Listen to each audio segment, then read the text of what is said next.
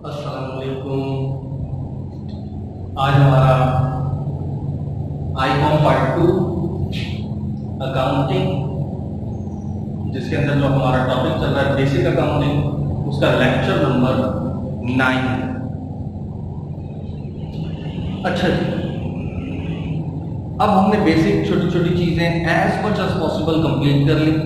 अब गिनती की कुछ ऐसी एंट्रीज जिससे आपका कॉन्सेप्ट बन जाए।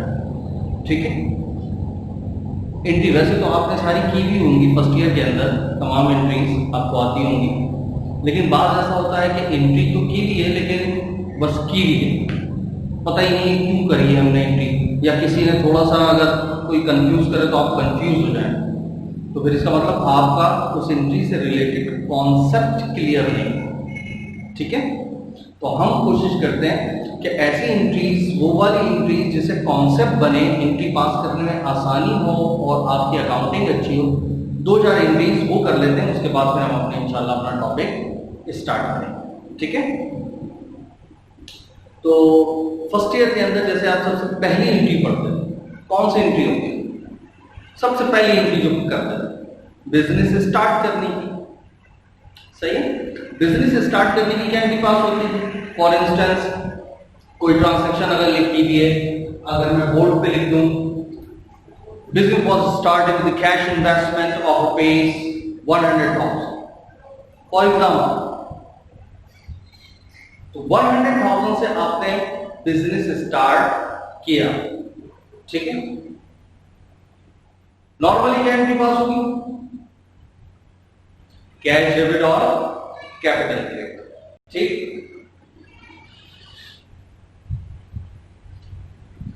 कैश डेबिट और कैपिटल क्रेडिट, ये बिल्कुल बेसिक एंट्री थी। ठीक है, अब इसी एंट्री को थोड़ा सा घुमाया जाए, और ये मेरे शायद हो सकता है शुरू के लेक्चर्स के अंदर एग्जांपल के तौर पर आपको बताई भी हो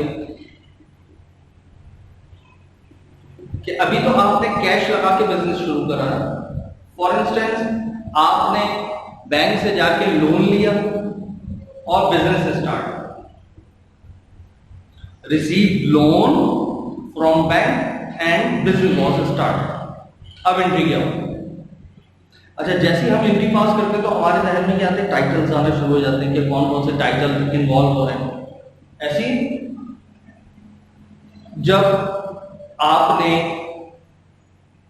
जैसी कैश पे बिजनेस शुरू करा था तो आपके जहन में कौन सा टाइटल आया था? कैश और कैपिटल। ऐसी तो आपने फॉर्म बोला कैश डेबिट कैपिटल क्रेडिट। अब मैंने आपसे पूछा बैंक से लोन लिया और बिजनेस स्टार्ट करा, तो जैसी लोन का लफ्ज आया आपके दिमाग में लोन आ गया और फौरन सोचा कि लोन लेना है कि देना है। अभी आपने पैसा लिया है बैंक से तो आपको वापस करना है, तो टाइटल आपके दिमाग में क्या रहा होगा? Loan payable. ऐसी, और बिजनेस शुरू हो रहा है तो क्या एंट्री प्रोड्यूस हुई? अब एक चीज तो क्लियर है, कैपिटल तो क्रिएट होना ही होना क्योंकि बिजनेस शुरू हो रहा है, और लोन पेबल लायबिलिटी, जिम्मेदारी के पैसे वापस भी करना है, और रूल के मुताबिक लायबिलिटी में इजाफा क्या होता है? क्रेडिट। तो लोन पेबल भी क्रेडिट, तो ये तो एंट्री में दोनों चीजें क्रिएट हो गई, कैपिटल भी क्रेडिट, लोन पेबल भी क्रेडिट। इसका मतलब ये एंट्री सही है। तो क्या लोन पेबल डेबिट होगा? नहीं, लोन पेबल डेबिट तो हो नहीं सकता क्योंकि ये तो लायबिलिटी है। क्या कैपिटल डेबिट हो जाएगा? नहीं, कैपिटल तो क्रेडिट होता है। तो फिर क्या आएगा? तो फिर लोन क्रेडिट होगा, कैश डेबिट होगा, तो कैपिटल कहां जाएगा? और अगर कैश डेबिट कैपिटल क्रेडिट तो लोन पेबल कहां जाएगा? कंफ्यूजन आ रही है? ये कंफ्यूजन अगर आपको आ रही है तो इसका मतलब कॉन्सेप्ट क्लियर नहीं।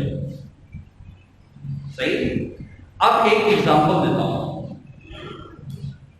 सबसे पहला काम वो क्या है कि आपने बिजनेस को स्टार्ट किया। सबसे पहले मैंने एक चीज बोली थी, हर चीज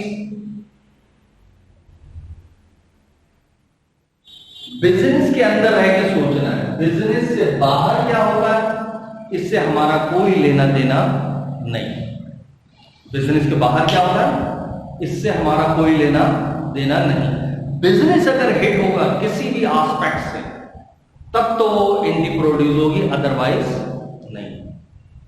ठीक है, तो जब आपने लोन लिया था तो क्या बिजनेस था? बिजनेस का वजूद ही नहीं था। तो जब बिजनेस का वजूद ही नहीं है तो फिर लोन की तो जरूरत ही नहीं। ऐसी लोन की जरूरत ही नहीं। तो जब बिजनेस ही नहीं था तो जब आपने लोन लिया था तो किसकी बिहाफ पे लिया होगा? अपनी बिहाफ पे लिया होगा। तो आपको पे करना, बिजनेस को पे नहीं करना। वो एक अलग बात है कि आप बिजनेस में पैसे निकाल के लोन पे कर दें, तो वो आपकी ड्राइंग कहलाती होगी बिजनेस के अंदर कि आप अपना पर्सनल कोई लोन उतारना चाहते हैं, बिजनेस का लोन नहीं। तो असल में एंट्री क्या प्रोड्यूस होगी? एंट्री प्रोड्यूस होगी कैश डेबिट और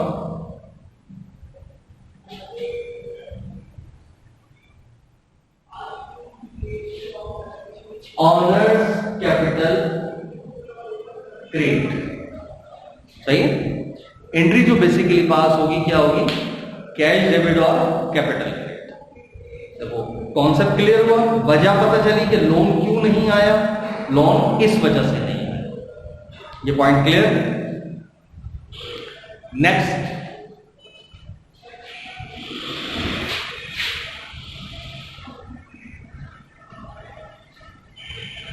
अब एक एंट्री जैसे सिंपल एक्सपेंस पे करते हैं।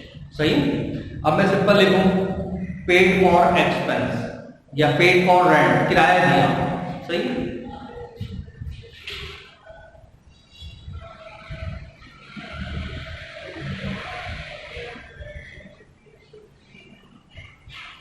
Paid for rent. अच्छा, अब ये दो तरीके से हम नॉर्मली करते हैं। आप जैसे फर्स्ट ईयर के अंदर जब जनरल एंट्रीज पास करते थे तो वो नॉर्मली 1 महीने की होती थी। ऐसी है, फर्स्ट करो जनवरी का सारा डेटा दिया हुआ है तो जनवरी का जितना भी डेटा होता था वो तमाम का तमाम हम ले लेते थे। उसके बाद सिंपल सी एक चीज है कि अगर उसने ये रिकॉर्ड किया हुआ है कि paid for rent for the month of January, तो जनवरी की मुख्तलिफ डेट्स के ऊपर क्या होता था, वो और बहुत सारी ट्रांजैक्शंस होती थी। तो हाँ, आप क्या करते थे 1 2 3 4 5 6 7 8 9 10 इस तरह कर करके सारी एंट्रीज प्रोड्यूस कर लेते थे। ठीक है,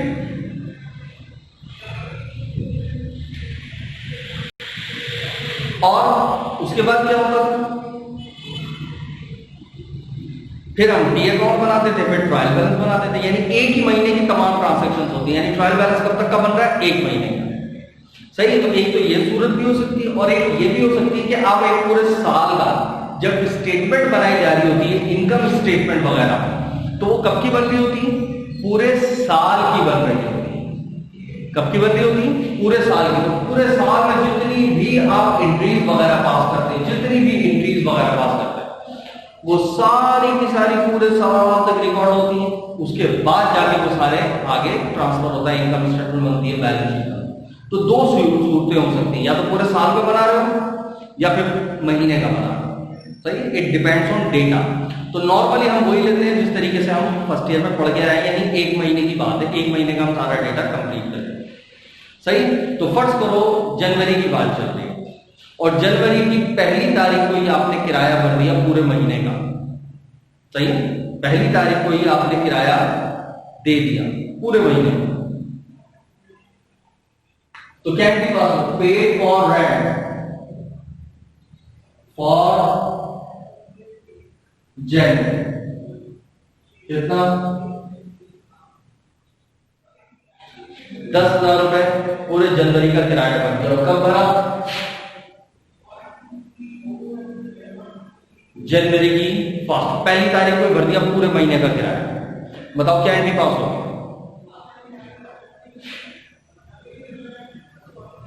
देखो ये कॉन्सेप्ट बनाने वाली एंट्रीज हैं। पहली तारीख को पूरे महीने का किराया पे कर दिया, क्या एंट्री पास होगी? अब फौरन दिमाग में क्या आ रहा होगा? क्या एंट्री पास आ रही होगी? यार 1 महीने का किराया यानी पहली तारीख को ही दे दिया, तो हमने वक्त से पहले ही हमने पूरे महीने का किराया दे दिया। और 1 महीने से पहले जब हम पैसे दे देते हैं तो अकाउंटिंग लैंग्वेज में इसको क्या कहते हैं? प्रीपेड। तो क्या एंट्री पास हो रही होगी?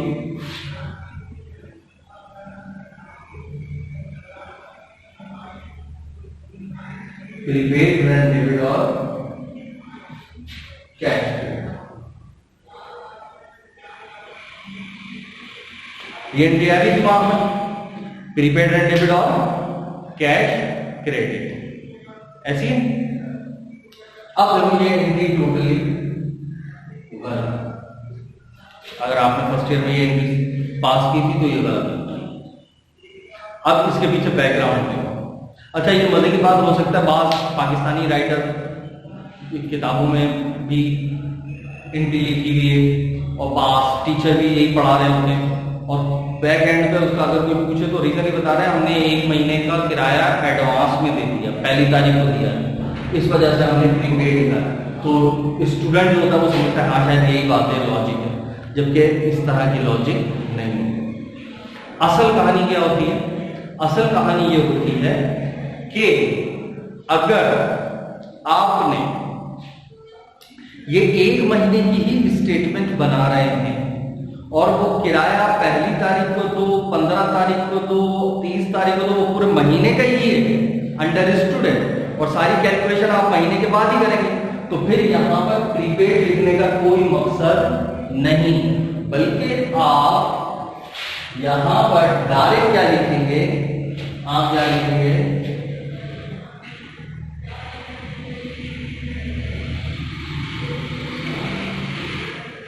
Rent expense. क्या लिखेंगे आप यहां पर?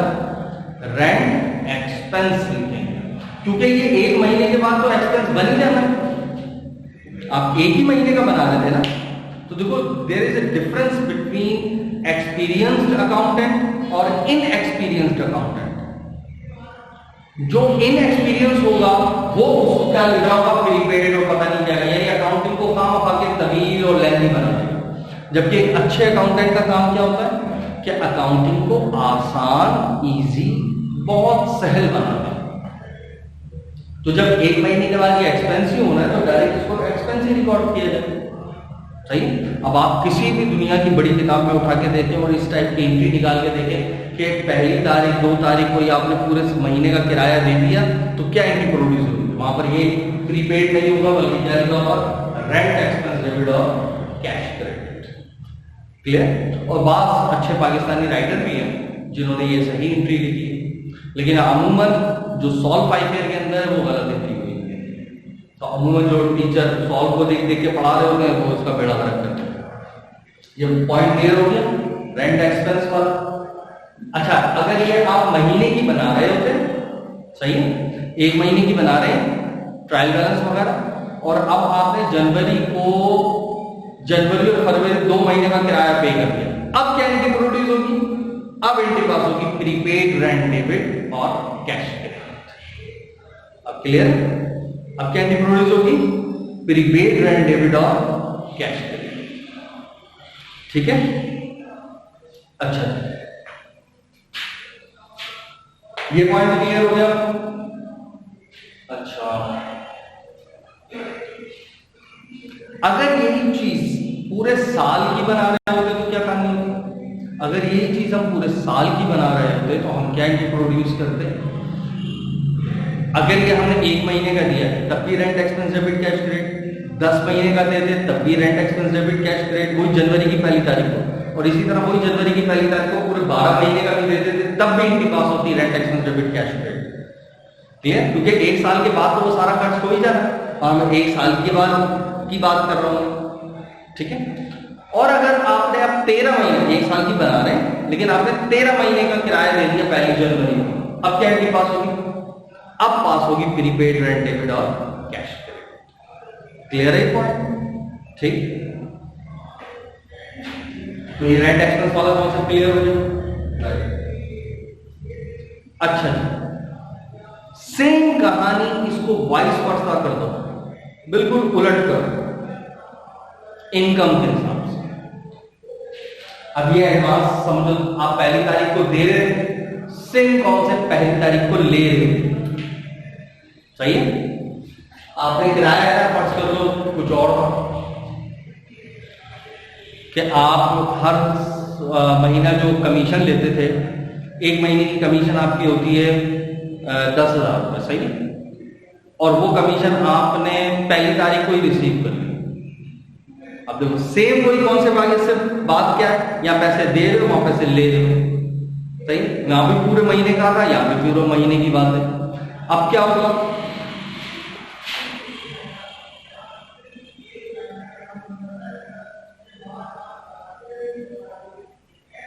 जनवरी की फर्स्ट को ही आपने रिसीव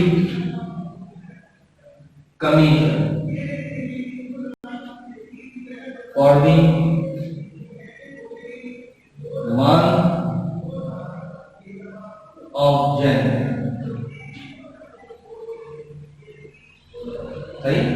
सेम वही खाली रिपीट कर, बस यहां पर पेड है, यहां पर रिसीव्ड, और तो कोई चेंज नहीं है, बाकी सब कुछ सेम है, सही।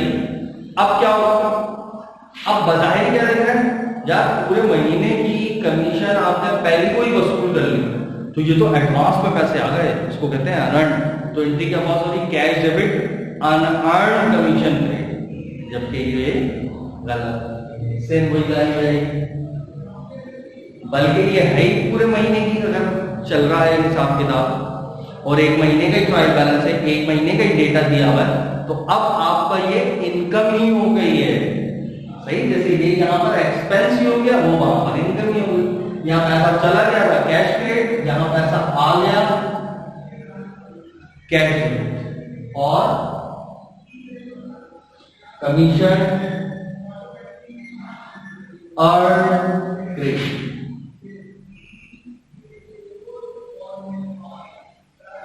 अच्छा, बात है यहाँ पर कमीशन लोग इनकम भी लिख लेते हैं, कोई इतना बड़ा इशू नहीं है, लेकिन कमीशन के लिए ज्यादा बेहतर सुटेबल जो वर्ड है वो क्या है, अर्न।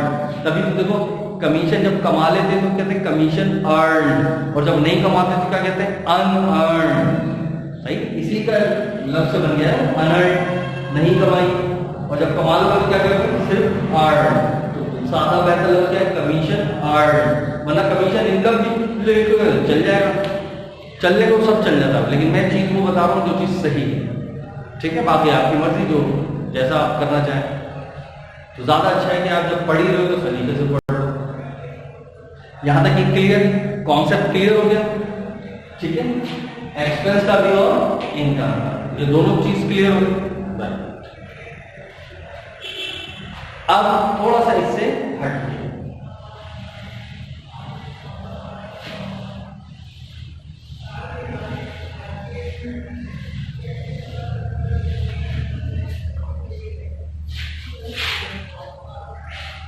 अब यही एक्सपेंस है, फर्ज करो ये पूरे महीने का बना रहे हैं आप, और ये ड्यू हो जाए, यानी एक्सपेंस ड्यू हो गया है बट नॉट येट पेड, अभी तक आपने उसकी पेमेंट नहीं की, ठीक है। तो क्या एंट्री पास हो,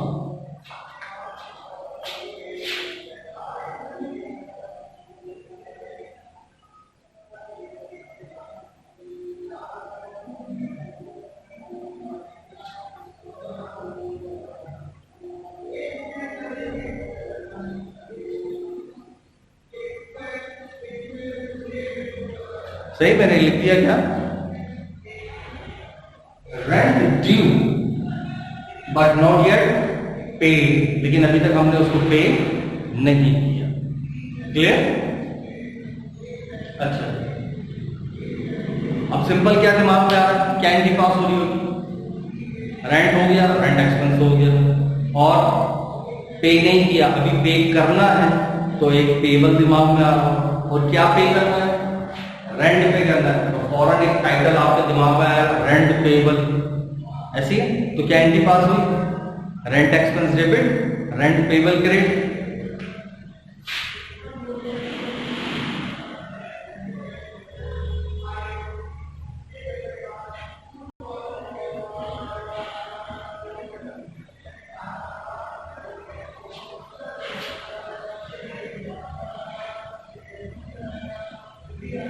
ये एंट्री पास हुई। जब जनरल जनरल एंट्रीज आती थी सवाल के अंदर, तो इस तरह होता था, expense but not yet paid, salary but not yet paid, इस तरीके से आती थी ना एंट्रीज जनरल जनरल एंट्रीज के अंदर, फर्स्ट ईयर के अंदर। तो हमारा पूरा सवाल ही सी एंट्रीज का होता था। तो अब जरा गौर करो, rent expense debit rent payable credit, ये आ रहा है, ये एंट्री। अब तो मावर है यार, ये कैसे गलत होगी, इसके अंदर क्या कहानी है? याद रखो ये एंट्री क्या है, ये एडजस्टिंग एंट्री कहलाती है। ये कौन सी एंट्री कहलाती है? एडजस्टिंग। और आपका जब ये आता था सवाल, ये किसमें होता था? जब आप जर्नल एंट्रीज पास कर रहे हो। क्या कौन सी एंट्रीज? जर्नल जब पास कर रहे होते हैं, अगर उस वक्त ये एंट्री आएगी तो क्या एंट्री रिकॉर्ड होगी? Rent expense debit accounts payable credit. जब जर्नल एंट्री पास होगी तो उस वक्त अकाउंट पेबल होगा, नॉट रेंट पेबल। अभी तो हमने एडजस्टमेंट तो की नहीं, अभी तो आप जर्नल कर रहे हैं, सही ना? किराया सिंपल दिया है आपने, यानी किराया दे रहा है, अभी उसकी पेमेंट नहीं हुई। तो ये जर्नल के अंदर अगर जब पास होगी तो rent expense debit accounts payable के नाम से होगा। रेंट पेबल तो सवाल ही पैदा नहीं होगा, वो तो आता ही कब लफ्ज़ है? एडजस्टिंग।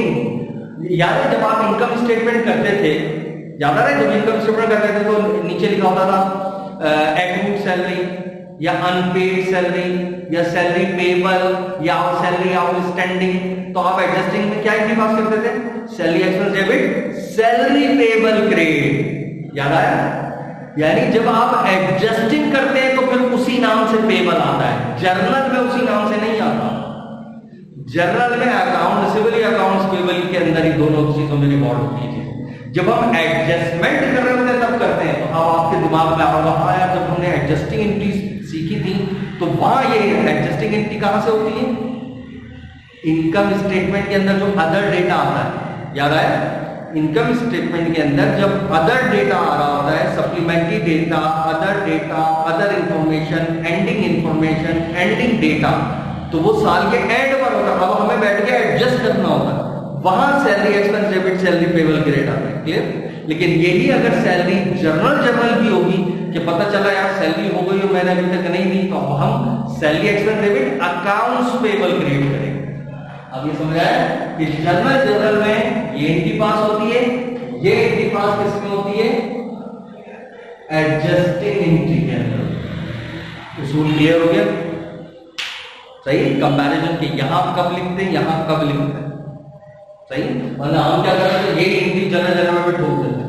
जनरल में कितनी दफा आता है कि unpaid rent due but not yet paid या commission due but not yet receive, कितनी सैकड़ों एंट्री आती है। अब यही वजह होती है कि हम समझते हैं 100 नंबर का हमारा सारा सवाल सही हुआ है।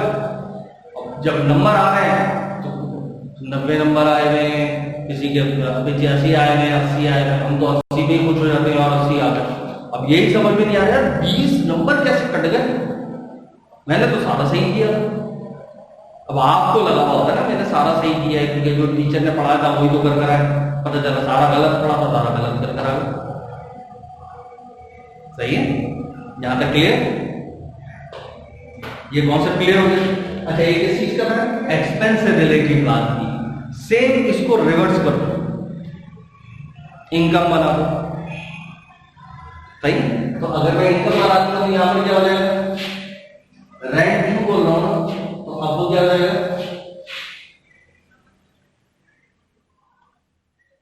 कमीशन ड्यू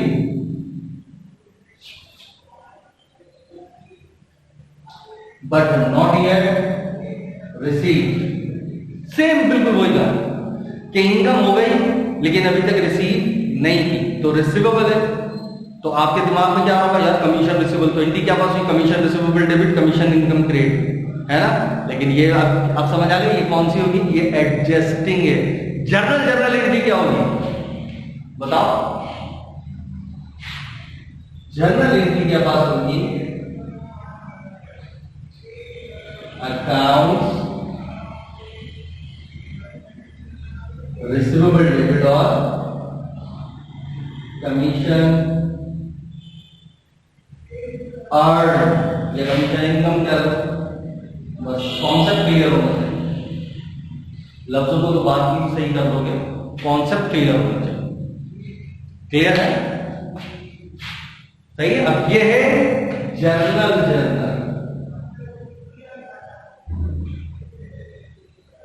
और एडजस्टिंग इसकी क्या होगी वो बताओ। एडजस्टिंग होगी क्या? कमीशन रिसीवेबल डेबिट और कमीशन अर्न्ड। Concept clear? ठीक है। तो ये दोनों कॉन्सेप्ट क्लियर हो गए, एक्सपेंस का भी और इनकम।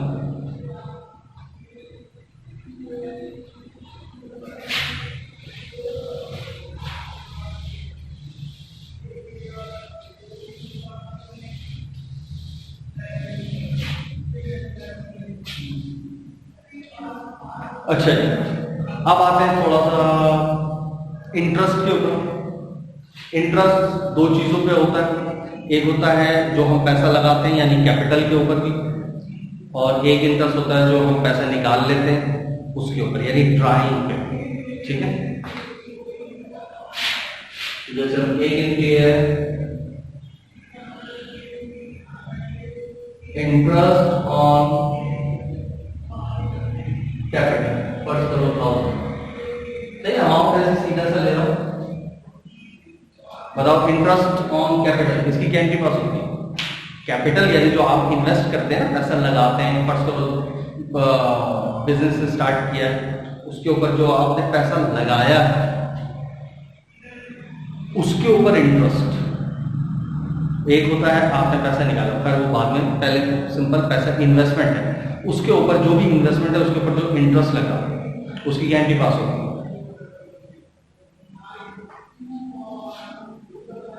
अच्छा ये बताओ, ये वाली इंक्रीज वगैरह पढ़ी थी फर्स्ट ईयर में या सुनी पहली दफा? अगर जिसने पढ़ी है तो उसको तो कुछ आ रहा होगा दिमाग में, यार हो सकता है भूल भाल गया हो थोड़ा सा, और जिसने नहीं पढ़ी तो वो गौर से समझे। इंटरेस्ट ऑन कैपिटल का मतलब क्या है कि आपने पैसा इन्वेस्ट किया। अच्छा देखो, दो चीजें होती हैं, एक आप अलग चीज होते हैं और आपका बिजनेस अलग है। सही। बिजनेस के एक अलग पॉइंट क्या नाम है, आप क्या कह सकते हैं, एक पर्सन है। सही। लीगल पर्सन कहलाता है। ये आपने पीओसी वगैरह के अंदर भी पढ़ा होगा कि कंपनी क्या चीज होती है, लीगल पर्सन होता है। सही। और हम यानी ऑनर जो है वो एक अलग चीज है, कंपनी एक अलग चीज है। सही। जब ऑनर ने बिजनेस में इन्वेस्टमेंट की, सही, तो अब उसको इंटरेस्ट मिलेगा या उसको अपनी जेब से देना है उल्टा? सोचो, उसने तो पैसा लगाया है बिजनेस में तो उसको मिलना चाहिए। ऐसी उसको मिलना चाहिए, तो उसको फायदा हो रहा है नुकसान? फायदा। तो वो जो उस बंदे को फायदा हो रहा है, तो बताओ उसका कैपिटल बढ़ेगा कि कम होगा? बढ़ेगा। और कैपिटल बढ़ता है तो क्रेडिट, लिहाजा कैपिटल क्या हो गया? क्रेडिट।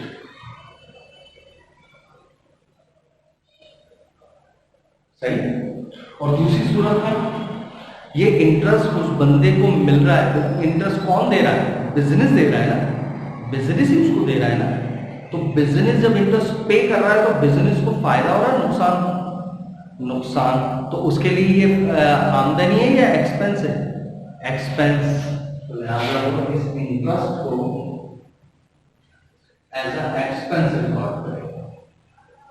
तो इनके पास हुई interest expense debit capital credit. अब देखो ये वाली एंट्री तो बात मैंने तो ये नहीं देखा कि ये टीचर पढ़ाते ही नहीं, क्योंकि ये एंट्री समझाना आसान हो जाता है स्टूडेंट को कि यार बात तो टीचर को नहीं समझ आती है, देख करके यार ये एंट्री पास हुई। तो ये दो डबल हैंड के ऊपर समझानी पड़ती है कि इसका कॉन्सेप्ट एक यानी कि ऑनर के लिए है और इसका ताल्लुक किससे समझाना है, इसको बिजनेस से समझाना है, तो फिर बात समझ आएगी। अच्छा ये कॉन्सेप्ट है इस एंट्री के अंदर। ठीक, फिर रिपीट कर रहा हूं। आपने बिजनेस के अंदर पैसा लगाया, ठीक है, तो आपकी इन्वेस्टमेंट हुई, तो बिजनेस आपको इंटरेस्ट देगा।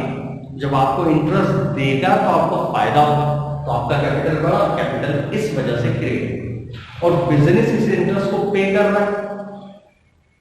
तो लिहाजा बिजनेस को नुकसान हो रहा है तो उसका एक्सपेंस यानी खर्चा बढ़ा तो इंटरेस्ट एक्सपेंस इस वजह से debit. Clear?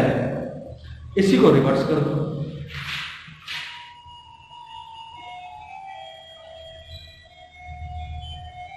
Interest from drawing, ये बताओ ये पड़ी थी। खैर इसकी एंट्री बताओ क्या होगी, अगर पढ़ी है तो बताओ। सेम वही कहानी है, बस थोड़ा सा मोड चेंज है। अभी किसके ऊपर इंटरेस्ट है?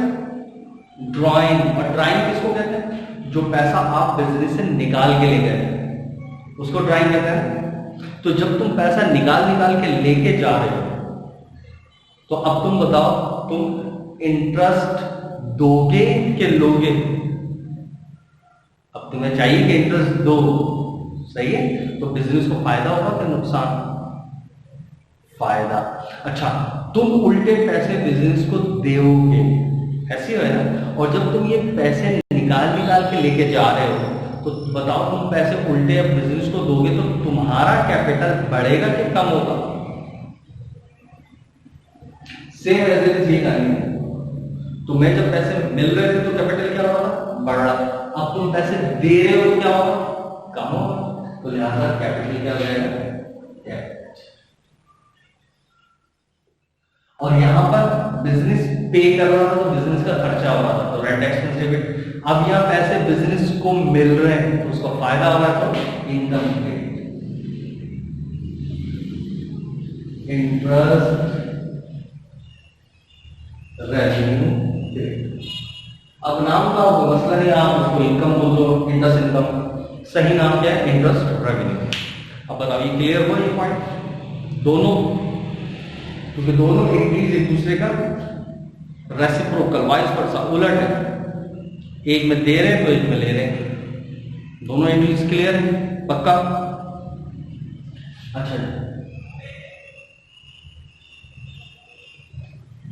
अच्छा देखो, मैंने कुछ एंट्रीज ये इस तरीके से बताई ताकि बस आपका कॉन्सेप्ट एंट्रीज के हिसाब से जब आप एंट्री पास करने लगो तो वो क्लियर हो जाए।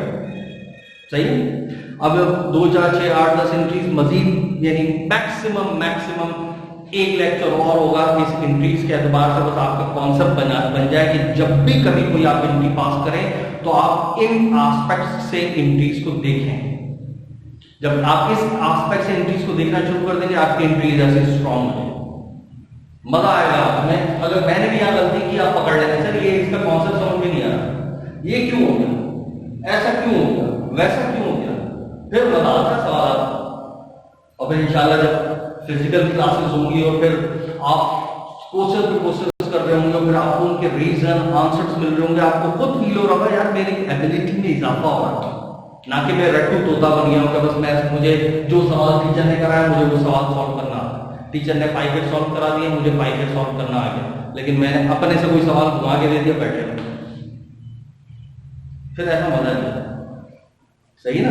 आपको खुद फील होना चाहिए हाँ अकाउंटिंग की नॉलेज में, टर्म्स में मेरे इजाफा हो रहा है, अच्छा ऐसे करना है, अच्छा ऐसे करना है। सही? अभी 2021 इंशाल्लाह हम नेक्स्ट लेक्चर के अंदर करेंगे। यहां तक ओके? ठीक है? तो 2 एंट्रीज और कॉन्सेप्ट के एतबार से ताकि आपका कॉन्सेप्ट पक्का हो जाए, फिर इंशाल्लाह हम अपना टॉपिक स्टार्ट कर देंगे। ठीक है? ओके, अल्लाह हाफिज।